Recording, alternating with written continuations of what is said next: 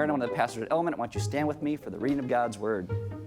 This is Galatians chapter 4, verse 9, and it says, "But now that you have come to know God, or rather to be known by God, how can you turn back again to the weak and worthless elementary principles of the world, whose slaves you want to be once more?" Let's pray.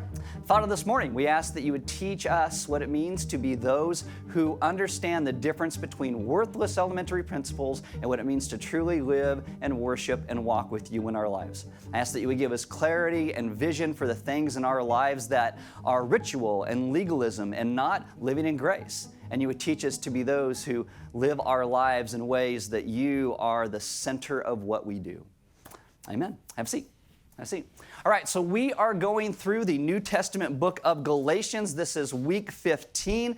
And if you've been here for the last few months, you can probably tell, hopefully, that Galatians 3 and 4 are some of my favorite chapters in the Bible. And there are some chapters that people typically skip over. When people teach the book of Galatians, they'll hit like chapter 1, a little bit of chapter 2, 3, 4, then they'll hit 5, which it's more practical again in chapter 6. Chapter 3 and chapter 4 are so dense about the grace and the goodness of God. They tell us about who we are, who God is. They tell us about our adoption and what God has done and continues to do in our lives. Paul keeps talking about what maturity in Christ actually looks like, how we come to an understanding of what salvation truly is and what Jesus has done in the midst of that. And all these things that Paul talks about really can go to what we experience today, how we live our lives today, and we typically don't see it. And again, this is why I really have kind of slowed down in chapter 3 and chapter 4. We will speed up in a couple weeks. But I really slow down here because I think these are so important and so dense with so much stuff, and you can't write it off. I think when you understand what's here in chapter 3 and chapter 4, it really changes how you see the rest of Galatians and really the rest of the scriptures and our lives with God. Paul tells us today that we are all too eager to be those who go back to living our lives the way we did before we heard the gospel. Sometimes it's not the same way we used to live it, it's just different. And I almost called this message same but different, but I called it worthless elementary principles because that's what Paul says.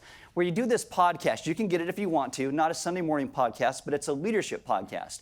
And we take some leaders at Element and we sit down every single week and we talk about the message and some of the questions that are in here. And if you're in a gospel community, how you can walk through some of those questions. And Kevin was on there this week and Kevin goes, "I thought when you said worthless elementary principles, I'm thinking, what principles did I have in elementary school that were worthless? Like, what are those guys?" And it was really funny. That's why you should listen to it. You can, there's links to it at the Welcome Center if you want to listen to it. But we're not talking about your principal in elementary school, all right? N.T. Wright likened our lives sometimes to whales that are kept in captivity. Like when whales are free, they swim around in the ocean, they'll come by ships, and they'll like, whoo, psh, and they'll breach and do all kinds of crazy things. But some whales are kept in captivity in massive aquariums. A lot of them are very happy because they're fed well, they're well taken care of. You typically only hear the stories of the ones who aren't well taken care of, but whales are highly intelligent. They enjoy working and playing with humans. They apparently also enjoy performing in front of a crowd, just like your kids. How's that? So if you're well aware, you live in California, and not everybody approves of whales being kept in captivity. So we have this city down south called San Diego, and there is a large aquarium in San Diego. And there were some people a few years ago who decided to free Willie, and they got in there and they get Willie, not his name wasn't Willie, but they take the whale, they get him out to the ocean, and the whale goes out into the ocean and just starts swimming around. He's like, yay, it's so happy. And you know what happened like an hour later? Swam right back to the aquarium because the whale's like, you know what, that was great, but I like being cared after. I like people feeding me. That's where I want to be. Paul, he kind of talks about that same thing here. Paul keeps referring to Israel, even though the Galatians were not Israelites. He keeps talking about the captivity and says we do the same thing.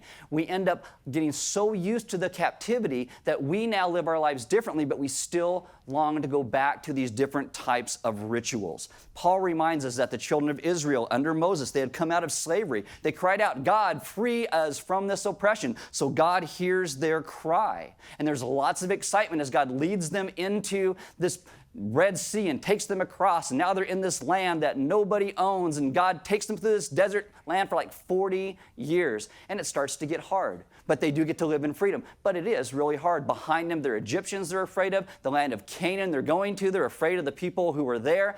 twice during this period of time, the Israelites try and install a different leader other than Moses to lead them back into Egypt, back into slavery, because it's like, this freedom, it's way too hard. I really want to go back to those old rituals we used to have. After they get the promised land, like, okay, yeah, we're done with that slavery. Now we're free. But they start to indulge themselves, and they start to become slaves to all kinds of different paganism that was in the country where they went into. And so they've been set free, but yet those rituals they were so accustomed to, they just moved them into different ways. They got into idolatry. And really the slavery was the same, but just a little bit different. Now, if you have a Bible, open to Galatians chapter 4.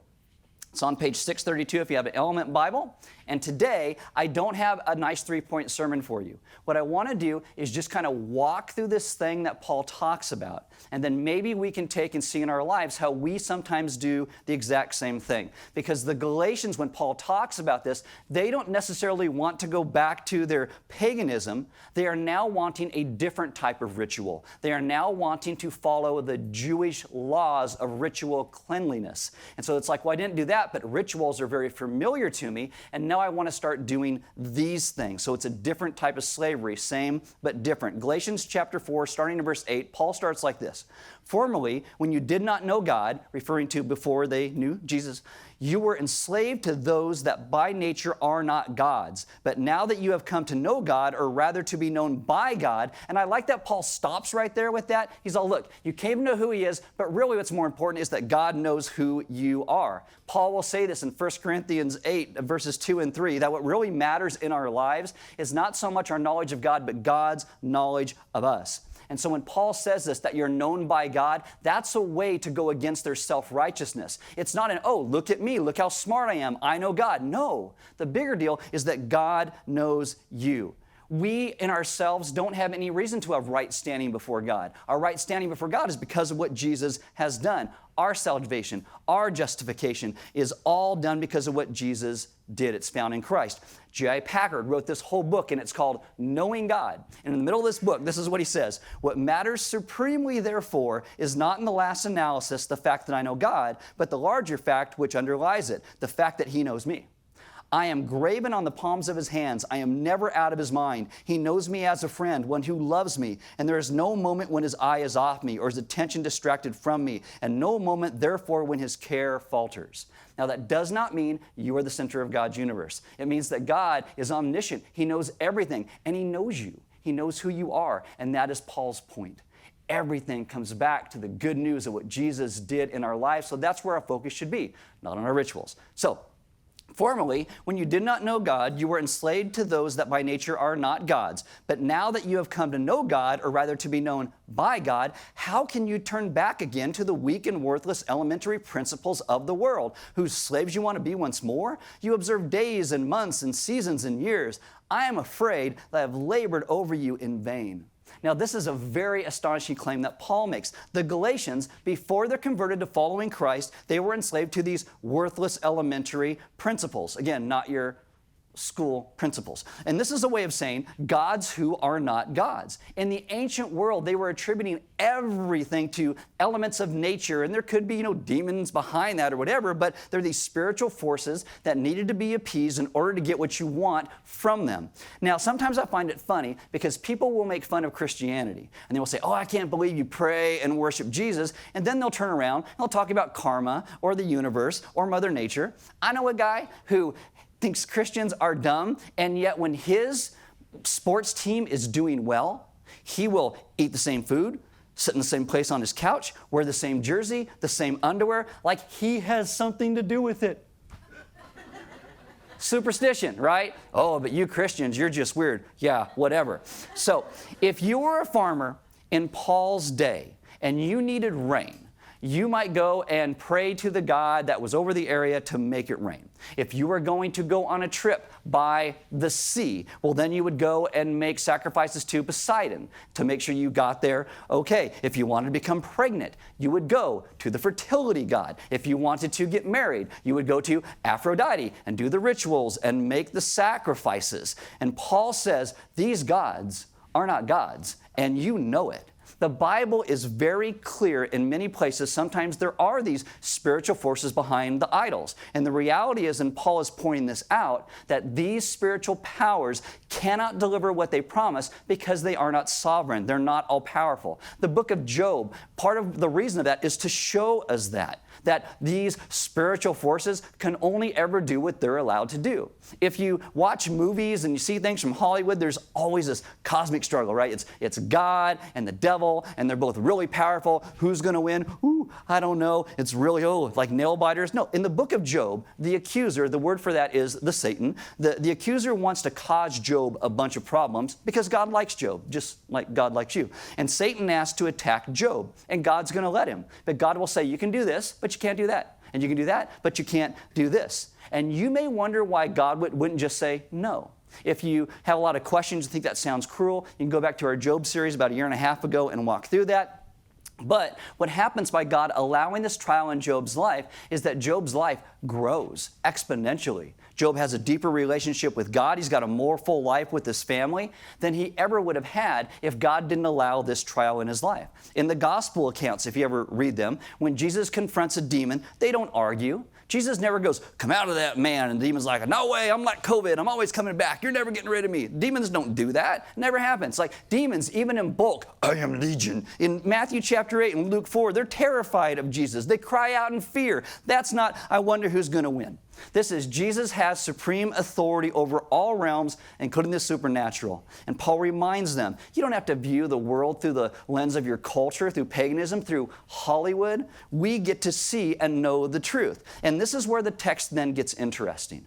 Verse 10, Paul says, you observe days and months and seasons and years. I am afraid that I may have labored over you in vain. What Paul says is, I'm not really afraid of you going back to worship demons, but by referencing days and weeks and seasons and years, he's referring to Judaism, to Jewish practices of holiness, a different type of ritual, same but different. It would be a way to even try to manipulate God. I'm doing all the right things, therefore God, you owe me this. You can be enslaved to a false gospel, not just through weird acts of paganism, but also through legalism. See, in the days here would reference like daily dietary laws. If it talks about weeks, weeks would be like Sabbath observances. Months would be new moon rituals. Seasons would be Passover and Pentecost and tabernacles. Years would be the year of Jubilee or the sabbatical year. And I know you think, sabbatical year? That sounds wonderful. You had one. It was called COVID. Nobody did well. Okay, so Paul is saying you were once enslaved to demons via paganism, and I fear you're going to be enslaved once again through religious observance. So let me stop and make something perfectly clear.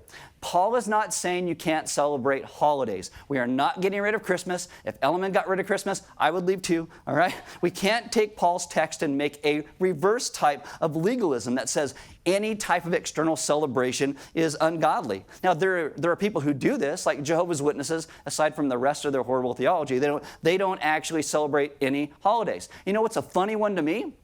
The Pilgrims. The Pilgrims come to the New World, and they would not celebrate holidays, especially Christmas. They say it's just another day, it's another work day, and so we're not going to do any of that. Now, for me, what's funny is that 150 years later, we make a holiday for them, right? They're like, we're not going to, this is paganism, we're not going to do this, it's sinful. And we're like, okay, Thanksgiving, let's celebrate your holiday. It's kind of funny. Now, we got to understand all of the Bible in context. Paul, in the book of Romans, will say that a day or a festival or a meal, it's not evil or good within itself. It's how do we use it. Romans 14, verses 5 and 6. One person regards a certain day above others, while someone else considers every day alike. Each one should be fully convinced in his own mind. He who observes a special day does so to the Lord. He who eats does so to the Lord, for he gives thanks to God. And he who abstains does so to the Lord and gives thanks to God. Paul's point is, if you are celebrating seasons and rhythms and times, it matters how we use those things that determine if they're evil or good. So let me do this. Let's make it practical for us.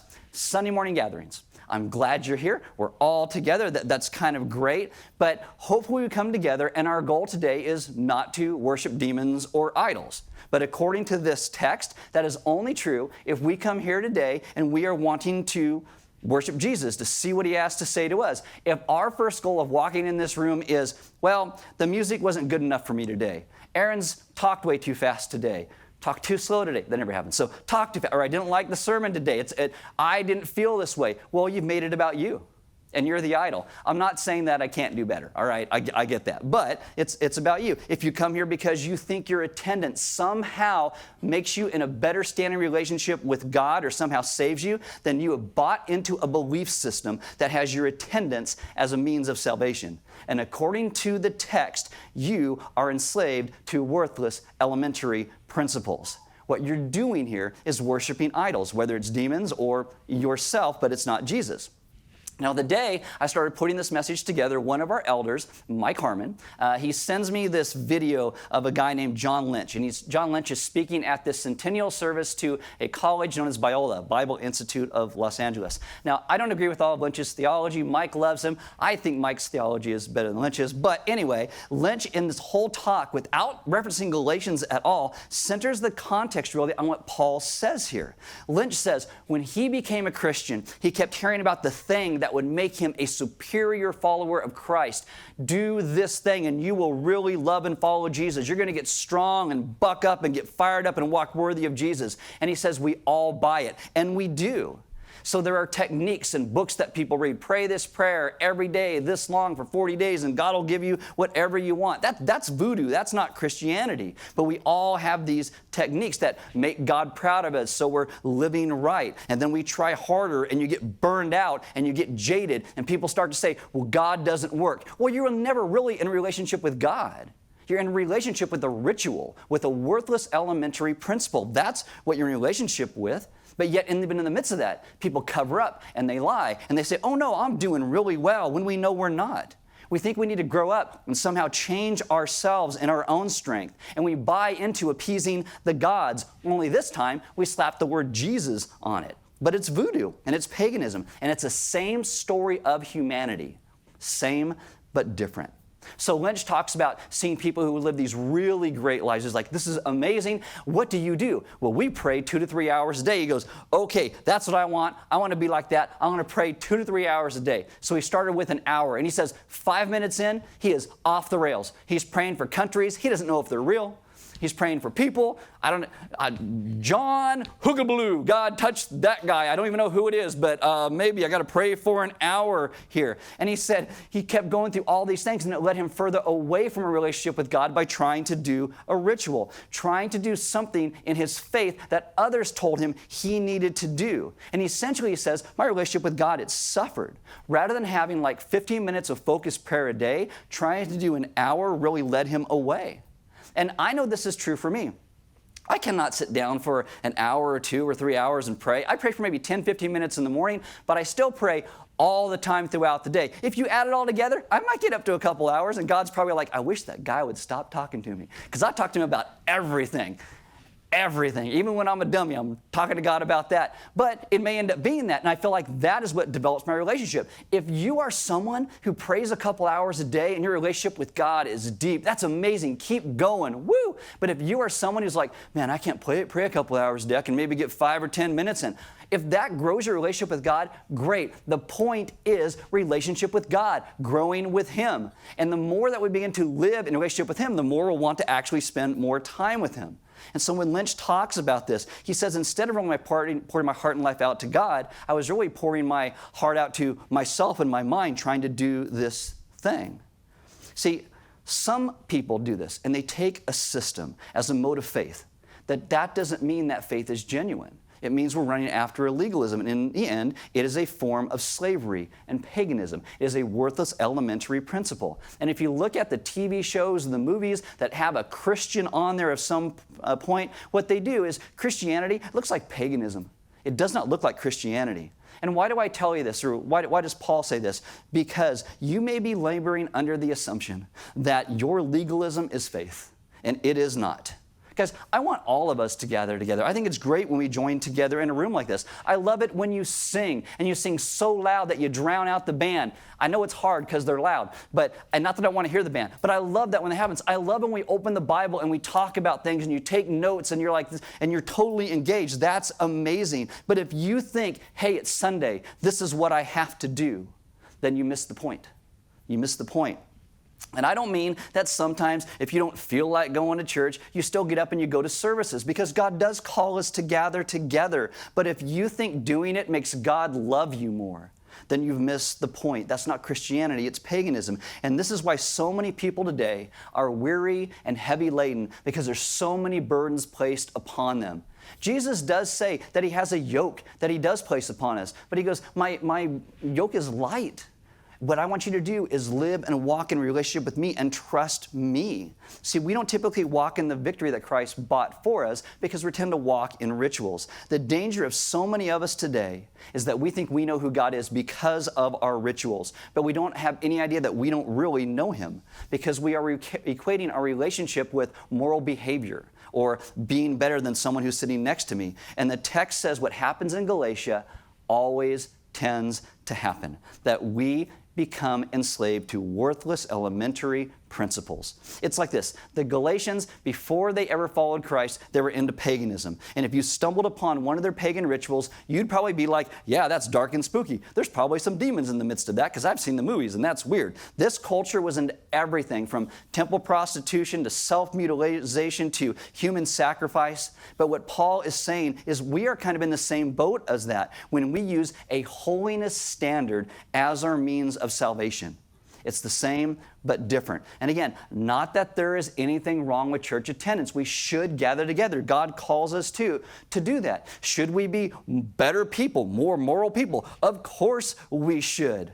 I think being in a gospel community is spectacular as we gather together and encourage one another to grow deeper in knowing Jesus. But again, if you use a gospel community as your litmus test for salvation, you're enslaved to something that it cannot deliver what you think it's promising. Do you understand that? Again, being here this morning is not going to make God love you more. It's not what happens. Joining the GC does not justify you before a holy God.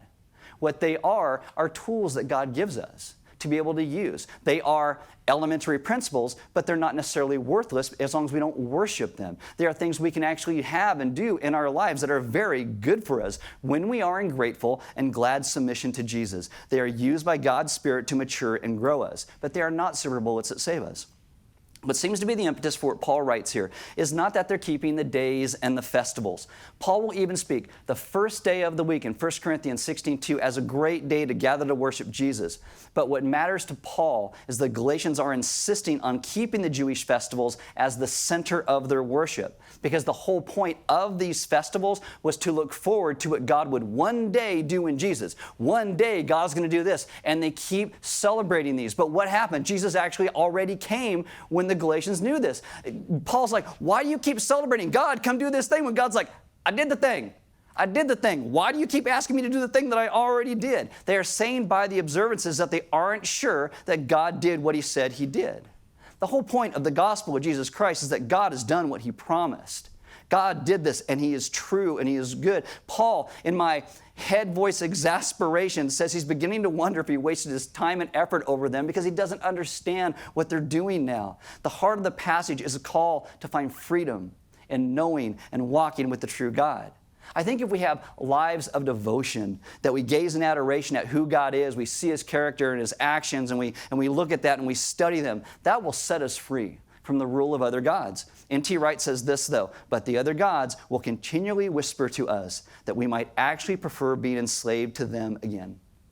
And this is why so many people love the rules, because the rules are easier to follow than living in true and real freedom.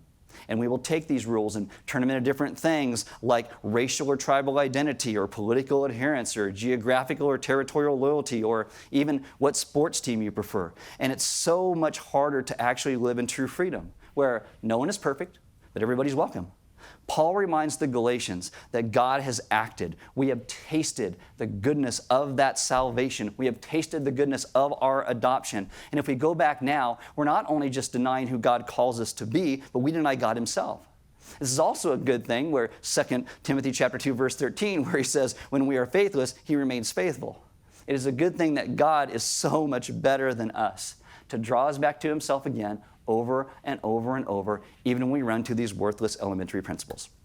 Now, I almost ended my message right there. You're like, nope, sorry. I almost ended right there. But as I was reading through some other things, as I'm wont to do, I came across this really great quote from the church father Augustine. So you look at the Galatians, you look at us today, in the middle of that 4th century, you have Augustine, and he's going through the exact same thing. And again, this always happens. And so he talks about this, that he found it so hard to break free from his old habits that had strangled on him. This is what he writes. He goes, I was held back by mere trifles, the most paltry inanities, all my old attachments. They plucked at my garment of flesh and whispered, are you going to dismiss us? From this moment we shall never be with you again forever and ever. From this moment you will never again be allowed to do this thing or that forevermore. What was it, my God, that they meant when they whispered this thing or that? Things so sordid and so shameful that I beg you in your mercy to keep the soul of your servant free from them. These voices, as I heard them, seemed less than half as loud as they had been before. They no longer barred my way, blatantly contradictory, but their muttering seemed to reach me from behind, as though they were stealthily plucking at my back, trying to make me turn my head when I wanted to go forward. Yet in my state of indecision, they kept me from tearing myself away, from shaking myself free of them and leaping across the barrier to the other side where you were calling me. Habit was too strong for me when it asked, do you think you can live without these things? Now, the answer is, of course you can live without those things. But see, he says, they're no longer just directly in front of me. What they are is they are behind me, and they keep just nipping at my heels and in my back. I got a puppy. I know what this is like. They keep nipping right behind you to get you to turn. What? Don't you want this ritual? So, yeah, I think I'd rather have that. And we go same but different, just into a different way. When life with Jesus gets hard, we are tempted to turn back to our old attachments, which Augustine calls the paltry inanities and mere trifles. They cry out to us, hey, this can work for you again. Maybe not the same way, but just a little bit different. You can turn it to look at it this way. There's this old song, and it goes, I've decided to follow Jesus. No turning back, no turning back. And part of that sounds like, oh, buck up, don't back. But I think part of that is understanding that we live trusting him. Our life with Christ lies in front of us. Those worthless elementary principles, they lie behind us. They are back there. So we fix our hearts and mind on Christ and what the gospel truly is. I think when we become a people who understand that, the motivation that we have in our lives is not the ritual. The motivation is understanding the love of Christ over us, and that begins to change us. That begins to lead us into the places where we actually live in true grace and true freedom, where John Lynch looks at all those people who are like, look how deep and spiritual their lives are. It looks so wonderful. Well, he sees that in them, hopefully because those people, it's not the things that they did. It's the love of Christ that they understood that led them to that place. And sure, maybe some of them prayed 2 hours a day. Woo, good on them, right? But maybe some of them were just in a place where they understood God's grace in such a deep way that they were able to trust him in every single moment. And what that does for us is it brings a profound, deep sense of joy, of hope, and ultimately of freedom, that you are free from all of those rituals. You are free from the worthless things that want to hold you down, the things that want to continue to try and pull you back. And we get to live in freedom. And again, there's not certain things that I'm not saying we don't do in our life. We should gather together. We should read the Bible. But again, those things don't save us. They are tools that God can use to grow us, to help us understand who he is better. We are not saved by our works, by our rituals. We are saved by the grace of God. And I think the more that we understand the grace of God, the more that we as a people will want to begin to worship and live for him every day of our life as a response to what he's done. And this is one of the reasons every week at Element we take you to communion, where it is a reminder of the goodness and the grace of God. While you break the cracker that reminds us of his body that was broken, and you dip it in the wine or the grape juice, reminding us of his blood that was shed for you and me because of what he has done. Not because who we are, but because of who he is, his great love given to us. And that brings us to a place of humbleness. And if you need prayer today, there are going to be people right across the way in the lounge that you can go during music, you can go after service. They love to pray and talk with you. If you are in a place where you have all these rituals in your life that you think you need to do, or God doesn't love you or care about you, or your life's not going to go the way that you want, they would love to talk to you and pray about that, because Jesus wants us to live in freedom. And again, as I said, freedom is very hard to live in. But grace is so deep. I do not think we'll ever find the bottom of that well, because God is so good. And if you want someone to pray with you, they'd love to pray with you. There's offering boxes next to the side walls. You can give online. And we give, again, because of what Christ has first done for us. The great generosity of God. It's always in response, so we never pass a plate. And I would encourage you guys to take those sermon notes and those questions that are in there and talk to some friends or your family. If you're in a gospel community, talk to them. What are your elementary principles or your worthless elementary principles that you have in your life that you tend to fall back into? Maybe they're not the same as before you knew Christ, but maybe they're a little bit different, but they kind of relate the same way, same but different. What do they look like?